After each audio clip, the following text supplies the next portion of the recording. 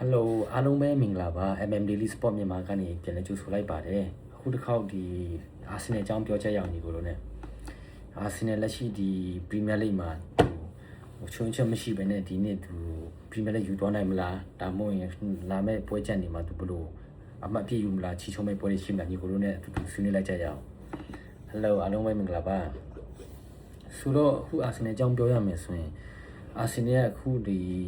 စနေနေ့ကစားတော့တဲ့ဆန်ဒလန်နဲ့ပွဲမှာ 3-0 နဲ့နိုင်တော့ပါကွယ်ရှီဆွမ်ပိုင်းရရောဖဖကပါကွယ်ဟိုအကုန်လုံးကအသာစီးရပဲကစားတော့တယ်ဆိုတော့နီကိုတို့ဘယ်လိုမြင်ကြလဲလက်ရှိအာဆင်နယ်ဒီနေ့ဒီ title race မှာသူကပဲဟိုချုံမရှိပဲတကောင်နဲ့ပြည်တယ်မြင်ဖြစ်ဥဆောင်သွားမလားဒါမှမဟုတ်ရင်လက်ကျန်ပွဲတွေမှာချီချုံနိုင်ခြင်းရှိလားသူခမန်းကြီးပြောကြည့်ရအောင်နီကိုတို့ ਨੇ ဆိုတော့လက်ရှိသူဒီ Sunday မှာကမဲ့ဒီလီဗာပူးနဲ့မန်စီးတီးပွဲမတိုင်ခင်တပွဲအတာနဲ့တော့6မှတ်တီတီကိုဖျက်လိုက်တယ်6မှတ်တီတီကိုဆိုတော့တကယ်လို့များဒီနေ့ပွဲမှာဒါဒီမန်စီးတီးကလီဗာပူးကွင်းမှာတော့ကမှာဆိုတော့သူတို့ကလည်းမချောင်ပါဘူးအကြောင်းမျိုးကြောင့်တီးဖြစ်တော့ရှုံးခဲ့တယ်ဖြစ်တော့ဆိုရင်တကယ်လို့များဟိုအကြောင်းမျိုးကြောင့်မန်စီးတီးကဒီပွဲဒီနေ့လီဗာပူးကွင်းမှာသူကတီးဖြစ်သွားခဲ့ရင်တော့မှသူကဘယ်လောက်ဖြစ်မလဲဆို10မှတ်တီဖြစ်မယ်ဒီလိုရှုံးသွားရင်တော့9မှတ်တီဖြစ်မယ်ဆိုတော့တကယ်လို့မန်စီးတီးနိုင်တော့မှ6မှတ်ဆိုတော့လက်ရှိသူကားရန်ဖောင်နဲ့ဆိုရင်ချီချိုဖို့မလွယ်ဘူးဘာကြောင့်လဲဆိုတော့အခုလက်ရှိသူခံမဲ့ဒီရှီလီပွဲကိုပြောချင်လိုက်မယ်ဒီပရီးမီယာလိတက်ပဲနော်ဆိုတော့သူနောက်အခုခံမဲ့ဒီရှီလီပွဲမှာဆိုရင် Brentford ရှိမယ် ရှိမယ်နောက်ပြီးကျရင် Wolves ရှိမယ် Tottenham Hotspur ရှိမယ်ဆိုတော့အဲ့မတိုင်ခင် Chelsea ရှိမယ်အဲ့ Chelsea နဲ့ပွဲခဏဖယ်ထားလိုက်ဆိုတော့ဒီ3ပွဲဆိုတော့ဒီ3ပွဲမှာသူ3ပွဲလုံးကို ACC နဲ့မှယူနိုင်တယ်အခုသူလက်ရှိအာဆင်နယ်ရဲ့ကားရဖုန်းရတယ်သူကအဝေးကွင်းမဲ့ကန်အိမ်ဝေးမဲ့ကန်ဟိုဘလူးမောင်ကြောက်ဆရာမလို့လက်ရှိကားရဖုန်းရညပြီးသူ့မှာအရင်စင်းဆိုလည်းနှစ်တင်းဆိုင်အားရှိတယ်သူက first line နဲ့ပဲကန်ဟို second line နဲ့ပဲကန်ဒီလီငါနှစ်လောက်တွင်းမှာဒီအာတီတာတိဆောက်ထားတဲ့သူရဲ့ဒီ foundation မှာကစားသမားတွေကကောင်းကြီးကိုလောကြည့်နေပြီဆိုတော့လုံးဝဟိုစိတ်ချရတဲ့အခြေအနေတစ်ခုမှရှိတယ်ဒါပေမဲ့ပြောစရာတစ်ခုရှိတာဘောလုံးကအလုံးဆိုတော့ဒီရှီရှောက်ပါလေးဆက်ဖြစ်မယ်ဆိုတာကျွန်တော်တို့မသိနိုင်ဘူးဒါပေမဲ့ probably ရတော့ကျွန်တော်တို့က Arsenal ဒီနေ့ကတော့ Champion sorry ဒီ Premier League မှာသူရမယ်လို့တော့ကျွန်တော်တို့လုံးဝဟိုချုံချက်မရှိယုံကြည်လို့ရတယ်။ဘာကြောင့်လဲဆိုတော့ Man City ကလက်ရှိဒီတပွဲရော့အနေမှာ6မှတ်ဆိုတော့သူကျန်တဲ့ပွဲတွေကိုသူချီချော်ဖို့ဆိုတာမလွယ်ဘူး။ဘာကြောင့်လဲဆိုတော့အခုဒီဂျာရက်မှာခံမဲ့ချက်တာပရင်းနေညမှာခံမဲ့ဒီ Brentford အဝေးကွင်းမှာတော့ခံမဲ့ Brentford ကတော့ဒီအိမ်ကွင်းကောင်းနေမှာခံစစ်မှာလဲဆိုပေမဲ့လက်ရှိ Arsenal နဲ့တော့မလွယ်ပါဘူးဒါပြီးရင်ဒီ Wolves နဲ့ရှိမယ်ဒါပြီး Spurs နဲ့ရှိမယ်ဆိုတော့ဟိုအဲ့ထဲမှာအတင်းကြီးဆိုလို့ဒီ Spurs ပဲရှိမယ်ဒါပေမဲ့ Spurs ကလည်းလက်ရှိဟိုဒါဟိုဘယ်လိုပြောမလဲချီဆွမ်းတော်ဆုပ်ပါတယ် Spurs သူကဒီဥရောပချန်ပီယံလိဂ်မှာတော့သူ့ဘာသူလိမ့်ဖယ်နဲ့တော့နိုင်ပွဲဆက်နေတာမှန်ပေမဲ့ပရီးမီယာလိဂ်မှာဆိုရင်သူတို့ကလည်းလုံးဝနိုင်ပွဲမရတာတော်လေးကြာပြီဟိုနောက်ဆုံးဒီကစားသွားတဲ့ဒီ Man United ပွဲမှာဆိုရင်လည်းသူတို့ရဲ့အားထားရတဲ့ဗာလဲအားထားရတဲ့ဒီဘိုဟိုနောက်ခံမှုရူမဲတို့ကလည်းအနီးကထိတဲ့ခါကျတော့စပါးတော်တိုင်ပတ်ပါတယ်အဲဆိုတော့ဒီအာဆင်နယ်ဘက်ကိုပြန်ကြည့်ရဆိုနောက်ဆုံးနောက်သူကံမဲ့3ပွဲထိကသူတို့ကလုံးဝ6မှတ်တီရနိုင်တယ်ဆိုတော့ဒီကေလို့ဒါဒီ6မှတ်တာထက်ရမယ်ဆိုရင်သူတို့ကဒီနေ့အလားလာဟို90-95% တော့တော်လေးကောင်းတော့ပရီးမီယာလိဂ်ကင်မြောက်ဖို့ကွယ်ဆိုတော့ဟိုအာဆင်နယ်ကမန်တိုင်းပြောရင်သူလည်းရတာတော့ရသိနေပြီဘာကြောင့်လဲဆိုတော့နှစ်တိုင်းလို့သူကဒီအစင်းနှစ်မှာပဲပြီးတော့လေဘာလို့ဆိုတော့အဲ့မတိုင်ခင်မှာသူကမန်စီးတီးကအရန်ကောင်းတဲ့ခါကျသူကမကောင်းတာမဟုတ်ဒါပေမဲ့သူ့ထက်ပိုဟိုမန်စီးတီးကဒီနည်းနည်းလေးပိုတာနေကောင်းဆုံးပါပေါ့ကွာအဓိကတော့နီးပြပတ်ပေါ်လို့အကြောင်းပေါ့ကွယ်ဆိုတော့ဒီနေ့ကတော့အာဆင်နယ်ကျွန်တော်ရဲ့တဦးတယောက်ပါဆင်နယ်မြင်ဆိုတော့အာဆင်နယ်ကိုရစိတ်ချင်းတယ်ဘာလို့လဲဆိုတော့ဒီလောက်ချီဆွမ်းကစားသမားတွေဒီလောက်ကြီးကောင်းနေပြီဖလားမရရင်လည်းရီရှိချန်အဆင်မပြေဖန်တယောက်နေနဲ့အာဆင်နယ်ဖန်တယောက်နေနဲ့ဆိုရင်ဖလားရစစ်တင်နေသူတို့ဆိုတော့ဘာလို့လဲဆိုတော့ကောင်းတာမှန်တယ်ဘလောက်ပဲကစားကွက်ကောင်းဘလောက်ပွဲနိုင်ပွဲတွေဆက်ဟိုရာဒီတခုပြီးတော့ပဲဆိုဖလားမရှိဘူးဆိုရင်အဲ့နိုင်ပွဲတွေကဟို story မှာကြံခဲ့ပြောစရာဘာမှမရှိဘူးဥမာလီငါနဲ့ကြာသွားလို့ဟိုအဲ့ဘလူးကနိုင်သွားလဲဆိုတော့ဘလူးကမမိမှာမဟုတ်ဘူးနော်ဒါမှအဲ့လိုမဟုတ်ဘဲနဲ့ဒီထားပါတော့ဒီ2025မှာ 2016မှာအာဆင်နယ်ဖလားရသွားတယ်ဆိုရင်နောက်4-5နှစ်ဆိုရင်ပြန်ပြောလို့ရတယ်ကွာအာဆင်နယ်ကပရီးမီယာလိကို2025-2026မှာရသွားခဲ့တယ်ဆိုတော့အဲ့များရှိတယ်တကယ်လို့မှဒီ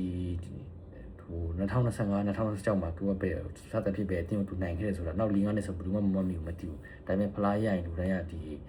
မှတ်မိတယ်ကွာအဲဆိုတော့ကျွန်တော်ပြောချင်တာကအာဆင်နယ်ဒီနှစ်သူလည်းတကယ်ကိုရတင်ပါတယ်လက်ရှိချီဆွမ်းချန်ပီယံလိမှာဆိုတော့ရှုံးပွဲမရှိဘူးစတိုက်ကိုသူနိုင်တယ်နောက်ပြီးဒီပရီးမီယာလိမှာဆိုလည်းဒီသူရှုံးပွဲဆိုရင်ဒီ Man United တဲ့ပွဲပဲရှိတယ်ဒါပြီးကျန်တဲ့ပွဲတစ်ပွဲတော့တည်ရရှိတယ်ဆိုတော့ရှုံးပွဲအဖြစ်လည်းနည်းတယ်တီးရဖွင့်လည်းသူနည်းတယ်ဆိုတော့သူတို့အခြေဆွမ်းပိုင်းနဲ့ကြည့်ရမယ်ဆိုတော့သူဒီနှစ်ကရအောင်ရတဲ့အာဆင်နယ်ဆိုတော့နောက်ပြီးသူအခုဒီနောက်ဆုံးဒီကစားခဲ့တဲ့ဗာလဲဆန်တလန်နဲ့ပွဲမှာဆို3-0နဲ့နိုင်တယ်အဲ့မတိုင်ခင်ဒီခါရာဘောင်ဆီမီဖိုင်နယ်မှာဆို Chelsea ကိုအိမ်ကွင်းမှာ1-0နဲ့နိုင်တယ်ဒါပြီး Leeds United ကိုသူ4-0နဲ့နိုင်တယ်ဒါပြီးရင်ဒီ Man United ကိုတော့ရှုံးထားပါကွာ2-3နဲ့ဆိုတော့သူတို့ကရှုံးပွဲအဲ့တခုရှိဒါပေမဲ့အဲ့မတိုင်ခင်သူဗာလဲ Northern Forest နဲ့လား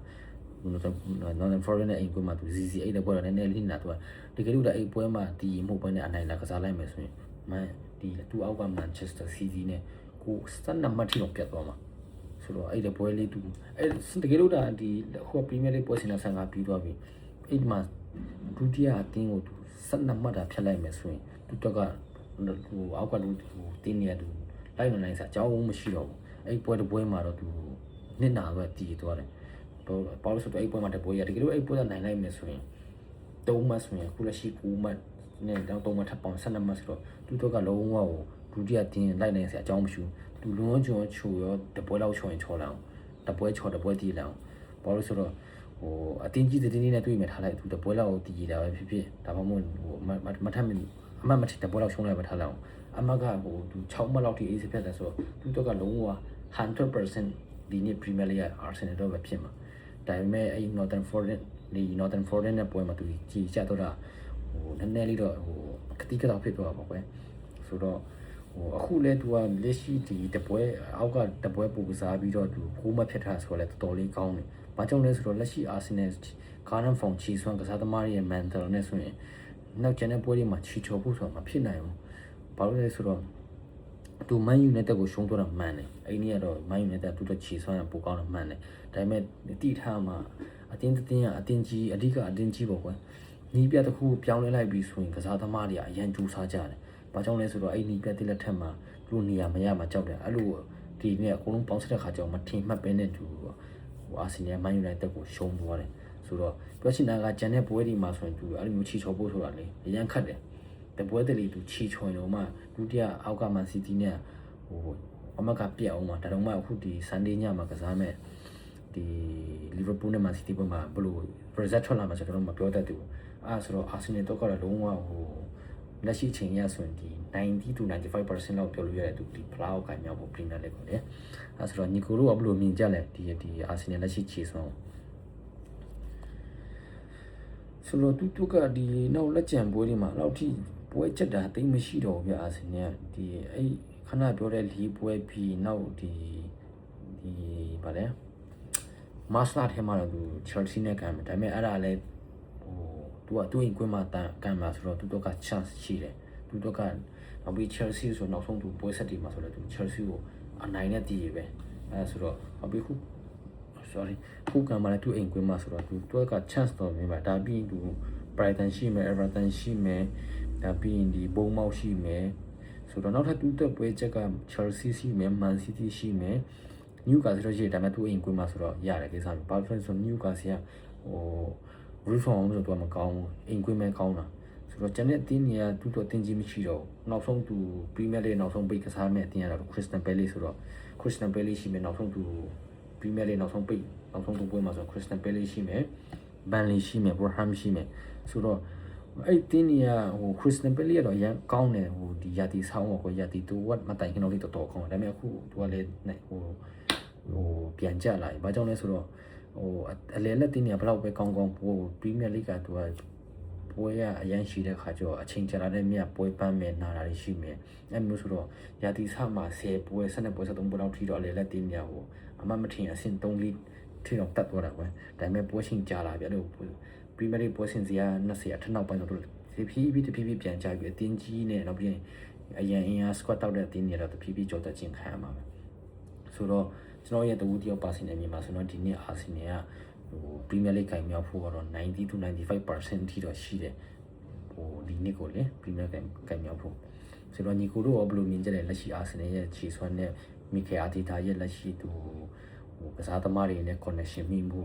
ကိုတို့ဘယ်လိုမြင်ကြလဲဒီဗီဒီယိုရဲ့ comment section ဘောက်မှာမှတ်ချက်ပြီးတော့ရပါတယ်အားလုံးကျေးဇူးတင်ပါတယ်